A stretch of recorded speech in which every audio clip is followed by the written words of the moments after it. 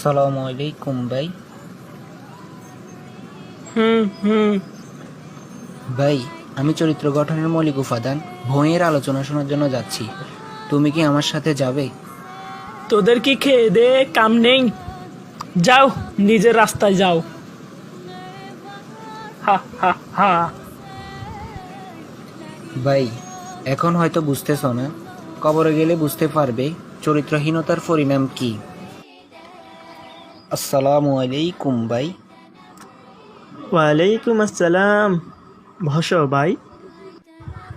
তাহলে এবার মূল আলোচনায় আসি। আজকের আলোচনার বিষয় হচ্ছে চরিত্র গঠনের মৌলিক উপাদান।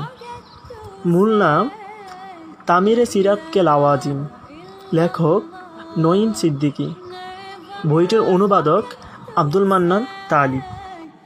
চরিত্রের সংজ্ঞা: মানুষের ব্যক্তিগত ও সমাজগত জীবনের বাহ্যিক এবং অভ্যন্তরীণ কাজকর্ম, কথাবার্তা, চিন্তা চেতনা, উঠা বসা, আচার ব্যবহার, রীতিনীতি প্রতিটি ক্ষেত্রে পূত পবিত্র ভাবকেই চরিত্র বলে।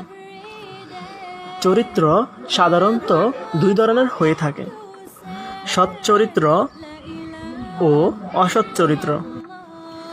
বইটি দুভাগে বিভক্ত: 1. ভূমিকা, 2. মূল বই। ভাই, ভূমিকার আলোচ্য বিষয়গুলো যদি একটু ব্যাখ্যা করতেন। আচ্ছা, তাহলে শোনো। ভূমিকা: আলোচ্য বইটির ভূমিকাকে 5 ভাগে ভাগ করা হয়েছে, যথা: 1. মানুষের তৎপরতায় শয়তানের চ্যালেঞ্জ, 2. নৈতিক অধপতিত এলাকার চরিত্র, 3. সচ্চরিত্রের দাবি, 4.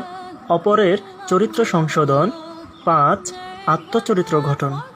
মূল বই 3টি বিষয়ে আলোচনা করা হয়েছে, যথা: 1.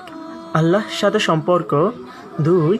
সংগঠনের সাথে সম্পর্ক, 3. সহযোগীদের সাথে সম্পর্ক। আল্লাহর সাথে সম্পর্ক আলোচিত বিষয় 4টি: 1. মৌলিক ইবাদতসমূহ যথাযথভাবে পালন করা, 2. কুরআন ও হাদিস সরাসরি অধ্যয়ন করা, 3. নফল ইবাদত পালন করা, 4. সার্বক্ষণিক জিকির ও দোয়া করা। সংগঠনের সাথে সম্পর্ক আলোচিত বিষয় 4টি: 1.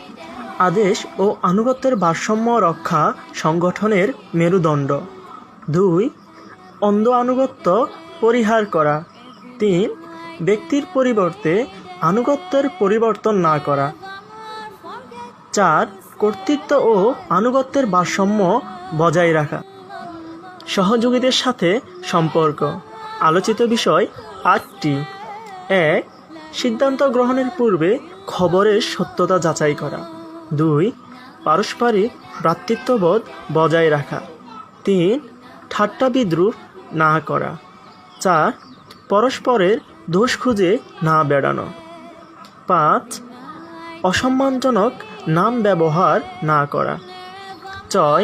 কুধারণা না করা, 7. গোয়েন্দাগিরি না করা, 8. গীবত না করা। আলহামদুলিল্লাহ প্রিয় ভাই, আপনার এই আলোচনা শুনে আমি খুব উপকৃত হয়েছি। আমি মনে করি ইসলামী আন্দোলনের প্রত্যেকটি ব্যক্তির জন্য আল্লাহর সাথে সম্পর্ক, সংগঠনের সাথে সম্পর্ক ও সহযোগিতার সাথে সম্পর্ক, এই 3টি গুণ থাকা জরুরি। আল্লাহ সুবহানাহু ওয়া তাআলা আমাদেরকে আজকের এই আলোচনা থেকে সবাইকে আমল করার তৌফিক দান করুন। আমিন। আমিন।